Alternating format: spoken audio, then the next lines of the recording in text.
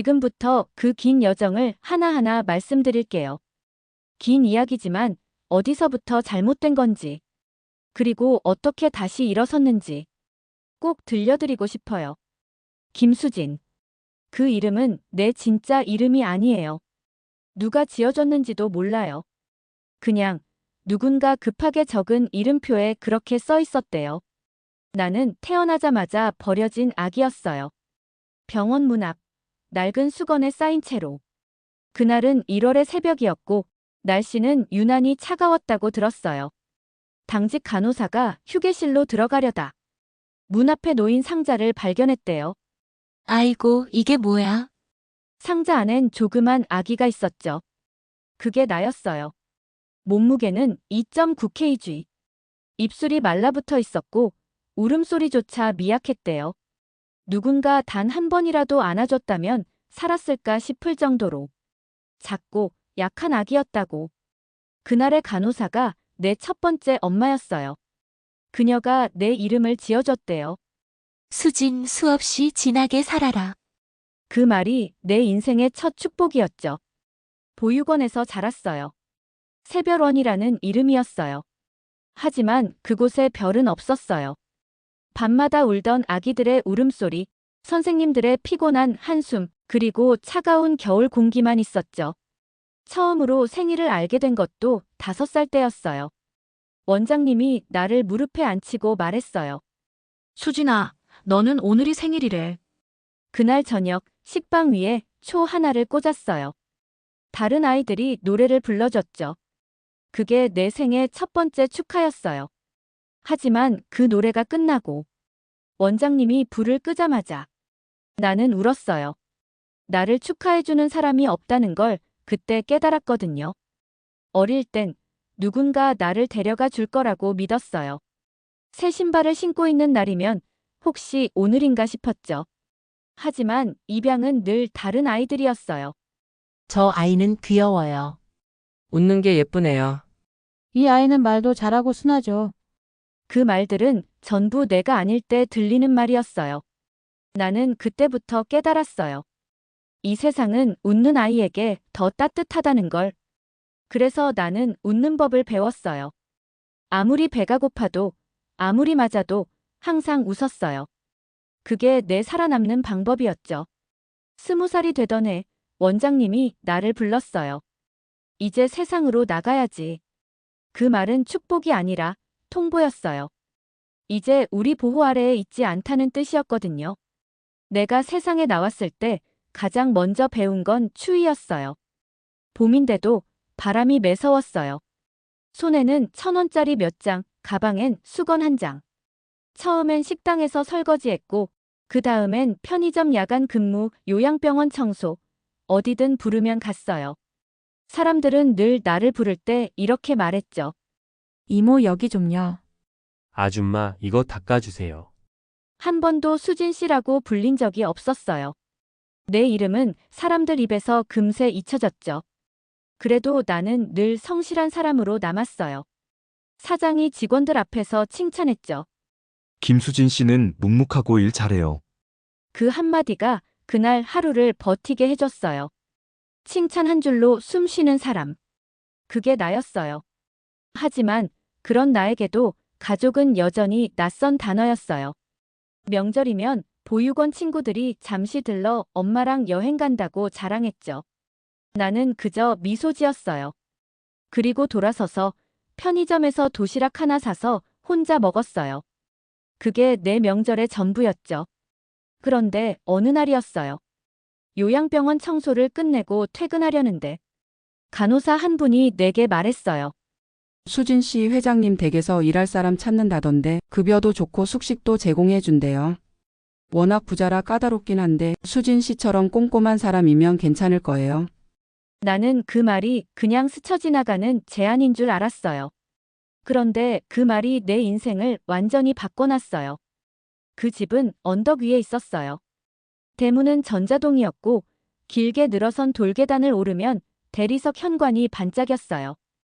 그날 처음 봤던 회장 부인의 말, 그리고 그날 느꼈던 공기의 냉기, 그게 아직도 기억나요.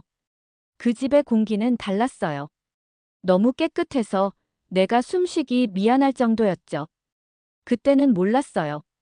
그 집이 결국 내 운명의 시작이 될 줄은. 그 집은 산 중턱에 있었어요. 대문 앞에는 경비가 있었고 자동문이 윙 소리를 내며 열리자 마치 다른 세상이 펼쳐졌어요. 정원에는 유리온실이 있고 분수대에서는 물이 하얀 곡선을 그리며 흘러내렸어요. 바닥은 돌 하나에도 먼지가 없었죠. 와! 무심코 내뱉은 감탄이 입 밖으로 새어나왔어요. 현관문을 열어준 건 중년의 여성이었어요. 김수진 씨죠.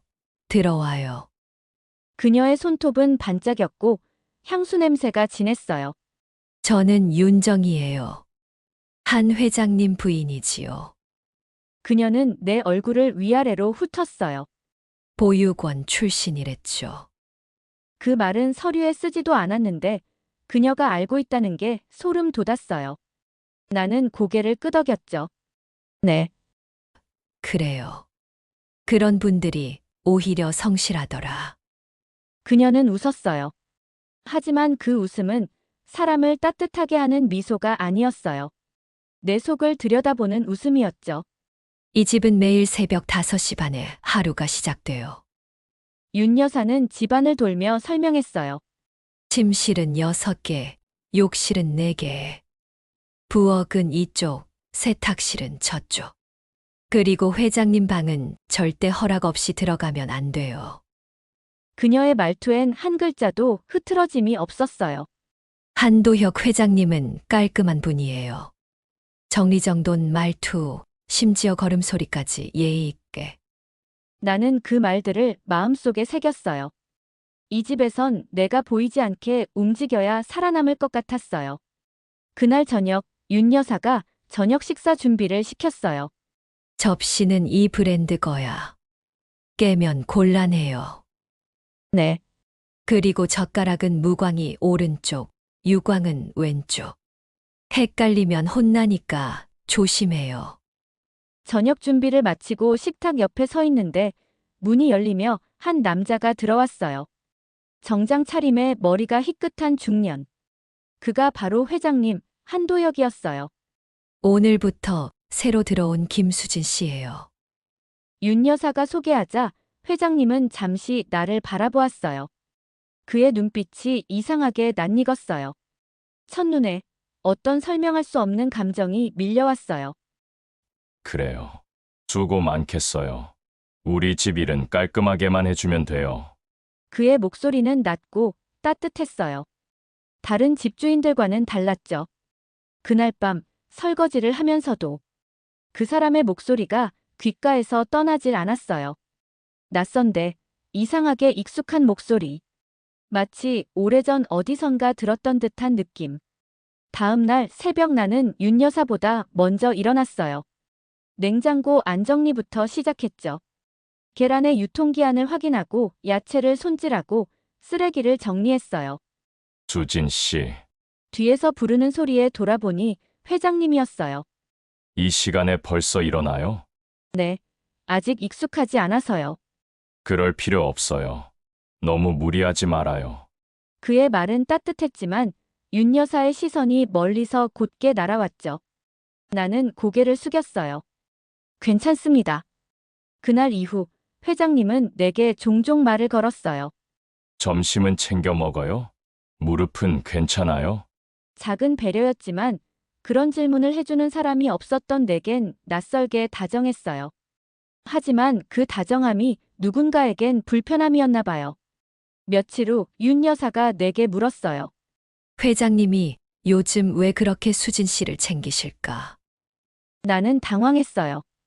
그냥 제가 일을 잘하려고 해서 그런가 봐요. 그녀는 미소를 지었어요. 그래요? 그럼 좋죠. 그런데 괜히 오해 살 일은 만들지 말아요. 그녀의 말은 단단한 경고처럼 들렸어요. 며느리 미영은 또 다른 부류의 사람이었어요. 수진 씨, 어제 제 옷 세탁했죠? 네. 향수 냄새가 사라졌어요. 이건 수백만 원짜리 옷이에요. 다음부턴 세탁할 때 섬유유 연제 넣지 마요. 그 향 때문에 제 옷의 본래 향이 사라지거든요. 그녀는 입꼬리를 올리며 말했어요. 물론 수진 씨 같은 분은 그런 향 안 쓰겠지만 그 말이 뭐가 그렇게 아팠을까요? 그녀는 나를 가정부가 아니라 하층민으로 대했어요. 그날 밤 나는 세탁실 구석에 앉아서 손을 바라봤어요. 하루 종일 물에 불어서 하얗게 일어난 손. 그런데 이상하게 회장님이 내 손을 봤을 때의 눈빛이 떠올랐어요. 그건 세상에 누구도 나한테 보여준 적 없는 눈빛이었어요. 그분의 시선엔 그리움 같은 게 있었어요. 며칠 뒤 회장님이 출근 전 내게 말을 걸었어요. 수진 씨, 네. 혹시 가족은 없어요? 나는 잠시 멈췄어요. 없습니다. 아무도? 네. 태어나면서부터요. 그의 손이 떨렸어요. 그래요, 그랬군요. 그 말은 마치 뭔가 알고 있는 사람의 반응이었어요. 그 순간 그의 눈 속에서 이상하게 낯익은 온기를 봤어요. 하지만 그때까진 몰랐어요. 그 온기가 피로 이어진 거였다는 걸. 그 집에 들어간 지 2달쯤 됐을 무렵이었어요. 몸은 힘들었지만 이상하게 마음은 차분했어요. 매일 같은 시간에 일어나서 같은 일을 반복하는 게 왠지 안정감처럼 느껴졌거든요. 그런데 그날 아침부터 이상한 일이 있었어요. 수진 씨, 오늘은 회장님 방 좀 치워줘요. 윤 여사가 무심하게 말했죠. 평소라면 절대 나한테 그 일을 맡기지 않았어요. 회장님 방은 그분의 성역이었거든요. 그래서 순간 고개를 들지 못하고 물었어요. 제가 들어가도 될까요? 오늘은 회장님이 외출하셨으니까요. 먼지만 닦고 이불만 털어요. 나는 조심스레 문을 열었어요. 문틈에서 나오는 공기부터 달랐어요. 비누향, 오래된 종이 냄새, 그리고 은은한 아침 햇살이 비치는 회색빛 커튼. 그 방엔 내가 그동안 일했던 어떤 공간보다 사람의 온기가 있었어요. 책장엔 고서들이 가득했고 탁자 위엔 작은 사진 액자 하나가 놓여 있었죠. 사진 속엔 젊은 여자와 갓난아기가 있었어요. 여자의 눈매는 부드럽고 아기의 얼굴엔 작고 선명한 점 하나가 있었어요. 순간 내 손이 멈췄어요. 그 점이 내 목에 있는 점과 똑같았어요. 수진 씨, 등 뒤에서 윤 여사의 목소리가 들렸어요. 뭘 그렇게 보고 있어요? 나는 급히 손을 내렸죠. 죄송해요. 그냥 먼지 닦고 있었어요. 그녀는 다가와 액자를 바라봤어요. 그러곤 순간 표정이 굳었어요. 손끝이 미세하게 떨리더니 액자를 낚아채듯 들어올렸어요. 이건 왜 여기에 있는 거야? 그녀는 중얼거렸죠. 그 표정엔 놀람보단 두려움이 깔려 있었어요. 수진 씨, 이 방엔 앞으로 들어오지 말아요. 다시는. 그녀의 목소리는 명령이 아니라 거의 위협이었어요. 그날 저녁 서재 문 앞엔 자물쇠가 달렸어요. 그 일 이후로 윤 여사의 태도는 달라졌어요. 눈빛이 더 날카로워지고 식탁에서 나를 볼 때마다 입술이 미세하게 일그러졌어요. 며느리 미영은 그걸 눈치챘는지 비아냥거리며 말했어요. 요즘 어머님 기분이 별로 안 좋으세요. 아마 수진 씨가 무슨 실수라도 했나 봐요. 아니요, 그런 건. 그래요? 그래도 조심해요. 이 집 사람들은 한 번 찍히면 끝이거든요. 그녀는 눈을 가늘게 뜨며 속삭였어요. 특히 어머님은 남편이 다른 사람한테 관심 가지는 걸 제일 싫어하시니까. 그 말이 무슨 뜻인지 그땐 몰랐어요. 하지만 그 뒤로 회장님이 나를 부를 때마다 윤 여사의 시선이 내 뒤통수를 찔렀죠. 어느 날 오후 회장님이 내게 물으셨어요. 수진 씨는 병원 앞에서 발견됐다고 했죠. 네. 성심의료원 문 앞이요. 그 순간 그분의 표정이 굳었어요. 성심의료원. 작게 중얼거리더니 손에 들고 있던 펜을 떨어뜨렸어요. 나는 당황했죠. 왜 그러세요? 아니야, 아무것도. 그의 눈엔 오래된 슬픔이 떠 있었어요. 며칠 후 새벽에 빨래를 널러 나갔어요. 그때 서재 안에서 희미한 불빛이 새어나오고 있었어요. 문틈 사이로 본 회장님은 책상 위에 무언가를 올려놓고 있었죠. 작은 상자 하나. 그리고 내 목걸이와 똑같이 생긴 분홍색 아기용 팔찌. 그 순간 심장이 미친 듯이 뛰었어요. 저건 왜 저기에 있는 거지? 다음 날 아침 윤 여사가 나를 부르더니 차갑게 말했어요. 수진 씨, 이 집엔 규칙이 있어요. 남의 물건은 절대 건드리면 안 돼요. 특히 회장님 방은. 저 들어간 적 없어요. 그런데 이상하네요. 어제 서재문 앞에 발자국이 있던데? 그녀의 말은 칼처럼 날카로웠어요. 그때 나는 느꼈어요. 이 집엔 뭔가 숨겨진 게 있다는 걸. 그리고 그게 나와 관련돼 있다는 걸. 며칠 뒤 세탁실 구석에 앉아 쉬고 있는데 회장님이 조용히 들어오셨어요. 수진 씨, 혹시 어릴 때 기억나는 게 있나요? 부모님에 대한 거라든지. 나는 고개를 저었어요. 없어요. 그냥 담요 하나에 쌓여 있었대요. 그분의 눈이 떨렸어요. 담요가 혹시 분홍색이었나요? 나는 놀랐어요. 네. 분홍색 털담요였다고 들었어요. 어떻게 아세요? 회장님은 대답하지 않았어요. 그저 멀리 창밖을 보며 아주 작게 한마디 하셨죠. 그럴 리가 없는데. 그날 밤 서재 문틈으로 회장님이 중얼거리는 걸 들었어요. 혹시 지윤이가? 그 이름이 낯설었어요. 지윤. 하지만 이상하게 그 이름이 내 심장 한쪽을 울렸어요. 다음 날 아침 윤 여사가 나를 부르더니 억지로 웃으며 말했어요. 수진 씨, 우리 집에 너무 오래 있지 말아요. 사람 일이란 게 오래 있으면 꼬이거든요. 그녀의 말엔 묘한 불안이 묻어 있었어요. 마치 뭔가를 감추려는 사람의 눈빛이었죠. 그날 밤 나는 잠을 이루지 못했어요. 이 집에 처음 들어올 때 느꼈던 깨끗한 공기가 이젠 너무 숨막히게 느껴졌어요. 그리고 나는 그때 알았어요. 이 집의 공기가 깨끗한 이유는 그 안에 모든 더러움을 감추고 있었기 때문이라는 걸. 며칠째 집 안 공기가 이상했어요.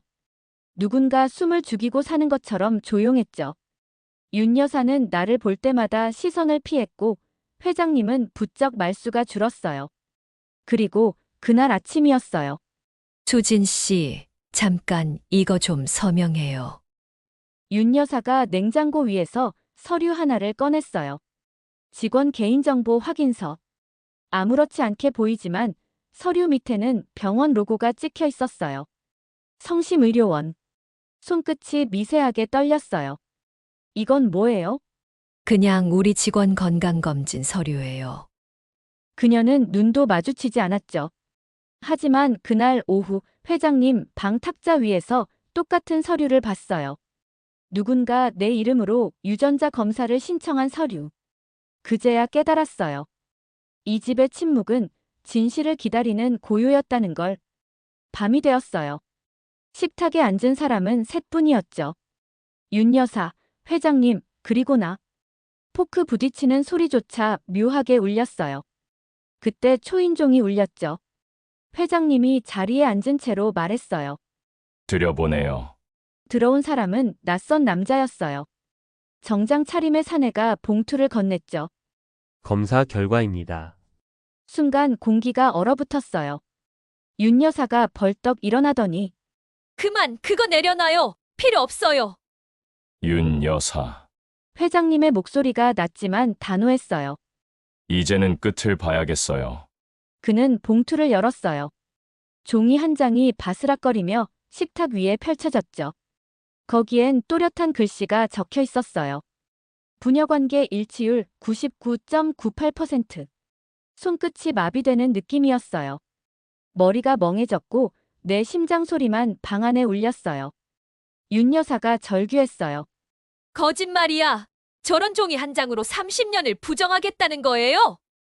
회장님은 담담히 대답했어요. 그 종이 한 장이 내 인생을 돌려줬어. 당신 미쳤어요. 가정부 하나 때문에 내 인생을 버리겠다는 거예요? 그녀는 눈물이 아닌 증오로 떨고 있었어요. 그 아이는 죽었어요. 병원에서 그렇게 말했잖아. 아니, 당신이 그렇게 믿고 싶었던 거겠지. 그의 말에 윤 여사는 입술을 깨물었어요. 그럼 내가 이 30년을 뭐로 살아왔는데? 그 아이의 빈자리를 대신 메우려고 얼마나 견뎠는데? 그녀의 외침은 분노였지만 그 안엔 두려움이 섞여 있었어요. 이제 모든 게 무너진다는 걸 본능적으로 알고 있었던 거죠. 그만하세요. 나는 처음으로 그들에게 말을 걸었어요. 저는 원하지 않아요. 이 집의 딸도 상속자도. 지윤아, 회장님이 나를 불렀어요. 그 한 단어가 내 무릎을 꺾었어요. 지윤. 그 이름은 이 집의 벽에만 있던 단어였는데 이제 내 입으로 살아 움직이고 있었어요. 그 이름 왜 부르세요? 그건 내 이름이니까. 그의 목소리는 떨렸고 그 말에 담긴 죄책감이 방 안을 덮었어요. 문이 쾅 열렸어요. 며느리 미영이 들어왔어요. 무슨 일인데 이렇게 난리예요? 윤 여사가 손으로 나를 가리켰어요. 그 여자야! 당신 시아버지가 가정부를 딸이라고 해!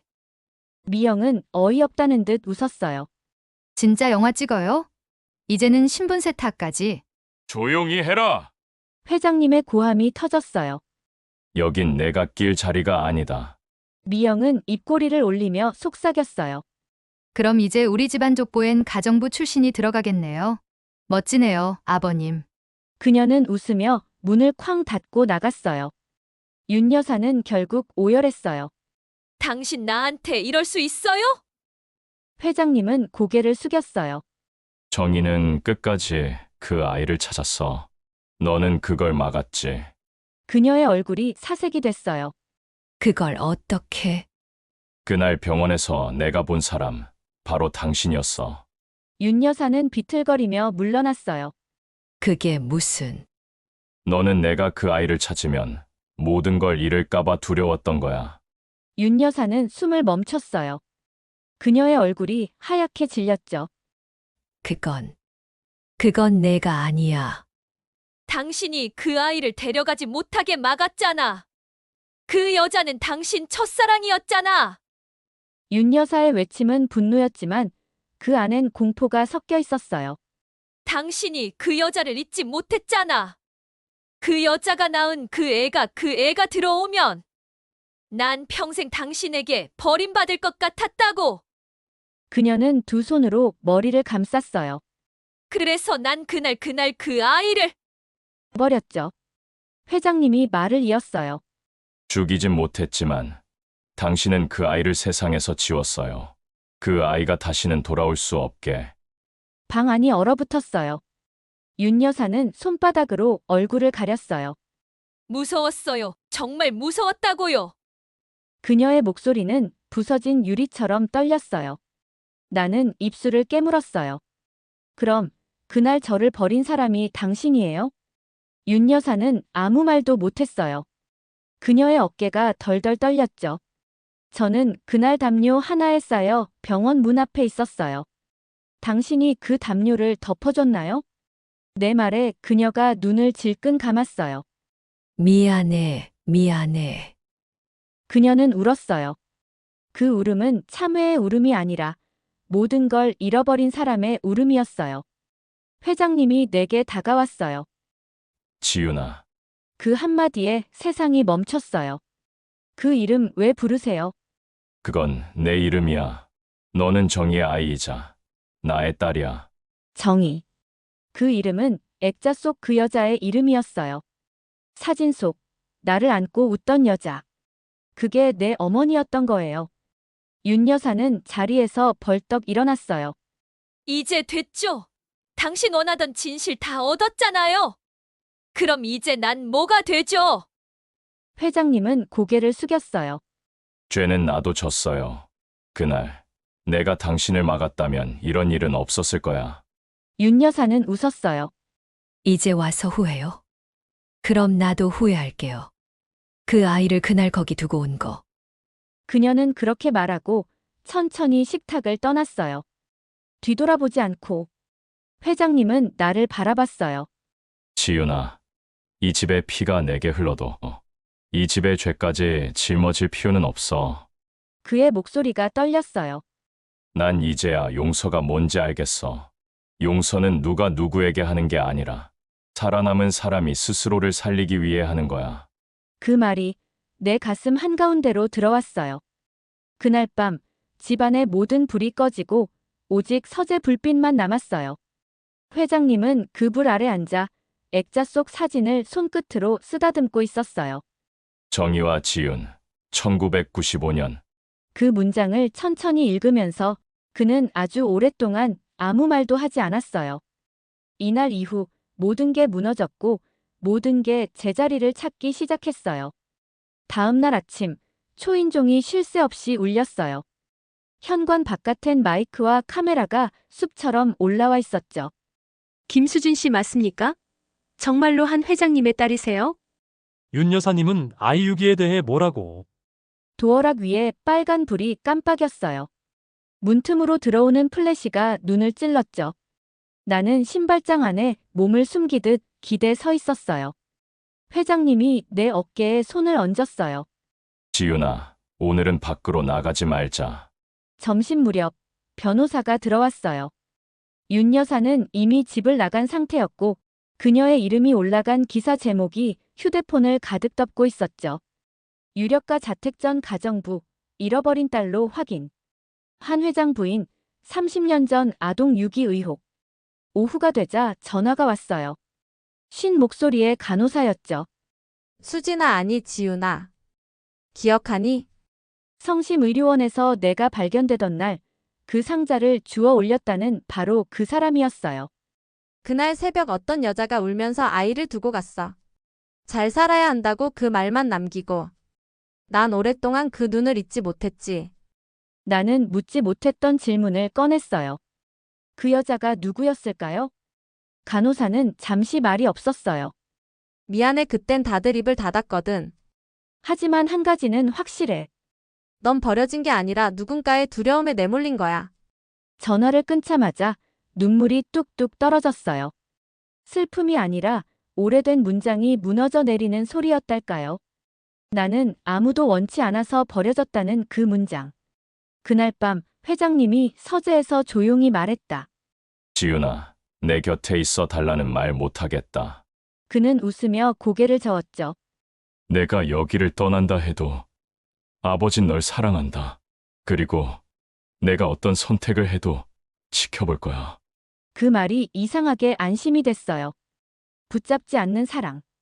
그게 진짜 부모의 목소리 같았거든요. 며칠 뒤 윤 여사가 연락을 해왔어요. 만나고 싶다며 아주 짧은 문장으로. 낡은 호텔 커튼 뒤에 앉아있던 그녀는 처음 보는 사람처럼 작아져 있었어요. 화려한 반지도 단단한 말투도 없었죠. 미안하단 말 쉽지 않네. 그녀는 내 눈을 피했어요. 그날 병원에서 널 내려놓고 돌아서는데 내 등에 얼음이 붙은 것처럼 시렸다. 그래도 돌아보지 않았어. 왜요? 내 목소리가 떨렸어요. 두려웠어. 그 아이가 들어오면 나는 내 자리를, 내 삶을, 내 이름을 잃을 것 같았어. 그녀가 입술을 꽉 깨물었어요. 죄는 안 사라지더라. 세제를 부어도 비누로 문질러도. 잠시 침묵이 흘렀어요. 나는 그녀를 바라봤어요. 어느 밤 세탁실에서 내 손을 보고 그리움을 띄우던 회장님의 눈이 떠올랐죠. 그리고 그 눈을 두려워했던 이 사람의 밤도. 용서할게요. 내 말에 그녀가 고개를 번쩍 들었어요. 하지만 잊지 않을 거예요. 나도 당신도 그날 이후로 누군가의 인생을 바꿔놓았으니까. 그러니 각자 다시 잘 살아봐요. 윤 여사가 울었어요. 처음이었어요. 그 울음소리는 기세가 아니라 내려놓는 소리였어요. 호텔을 나오는데 눈발이 흩날렸어요. 손바닥에 떨어진 눈송이가 금세 녹아버렸죠. 문득 알겠더군요. 미움은 오래가지만 증오의 무게는 더 빨리 사람을 망가뜨린다는 걸. 그 주 회장님이 쓰러졌어요. 병실 커튼 틈으로 들어오는 겨울빛 아래 그는 내 손을 꼭 잡고 중얼거렸죠. 지윤아, 유산은 서류에 남지만 지켜야 할 건 내 이름이야. 그가 마지막으로 한 미소는 내가 세상에서 가장 부러워하던 말딸을 입안에서 천천히 녹여 건네는 미소였어요. 장례식 날, 나는 검은 장갑을 끼고 조용히 인사를 했어요. 상속 포기 서류에 사인을 하고 서류철을 변호사에게 넘겨줬죠. 왜요? 그가 물었어요. 가져가도 되는 것들이 많습니다. 저는 이미 받았어요. 무엇을요? 아버지라는 호칭이요. 그게 전부였어요. 그리고 충분했어요. 나는 집을 떠났어요. 바다가 보이는 작은 요양원에서 다시 일하기 시작했죠. 쓸고 닦고 밥을 차리고 밤이면 이불 모서리를 반듯하게 접어 올렸어요. 예전과 같은 일이었지만 이제 달랐어요. 누군가의 이름을 부르며 일한다는 게. 지연 어르신, 오늘은 수프 조금 더 진하게 할게요. 박 선생님, 이 모빌은 햇빛 쪽으로 걸어드릴게요. 나는 이름을 불렀고 이름으로 대답을 들었어요. 나도 이름으로 불렸죠. 수진 씨. 원장님이 서류를 내밀었어요. 개명 신청서. 고려해보지 않을래? 서류 위 칸에 나는 천천히 글자를 썼어요. 한지윤. 원장님이 웃었죠. 축하해요. 새로운 시작. 퇴근길, 바다에 노을이 내려앉았어요. 파도는 늘 같은 모양으로 부서졌지만 매번 처음처럼 예뻤어요. 그때 문자가 왔어요. 번호 없는 메시지. 한 줄. 잘 살아라. 미안했다. 답장을 오래 망설이다가 짧게 보냈어요. 각자 잘 살아요. 휴대폰 화면을 껐어요. 붉은 수평선 위로 갈매기 2마리가 지나갔죠. 나는 코끝으로 새 비누 냄새를 들이마셨어요. 세제 냄새와 섞여도 이젠 싫지 않았어요. 그건 살아낸 시간의 냄새니까. 작은 방으로 돌아와 서랍을 열었어요. 그 안엔 간호사가 건네준 봉투가 있었죠. 색이 바랜 분홍 아기 팔찌. 나는 그것을 손바닥에 올려놓고 한참을 가만히 있다가 다시 봉투에 넣어 조심히 닫았어요. 그리고 노트를 펼쳐 첫 줄에 썼어요. 나는 오늘 내 이름으로 산다. 김수진으로 버텼던 시간도 한지윤으로 살아갈 시간도 모두 나다. 스탠드를 끄고 누우며 속으로 아주 작게 인사했어요. 아버지, 잘 계세요. 그리고 엄마 정혜 씨, 고맙습니다. 바다는 창문 너머에서 쉬지 않고 숨을 쉬고 있었어요. 그 숨소리에 맞춰 눈을 감았죠. 이제야 알겠어요. 우리는 결국 피로 시작해 마음으로 완성되는 사람들이라는 걸.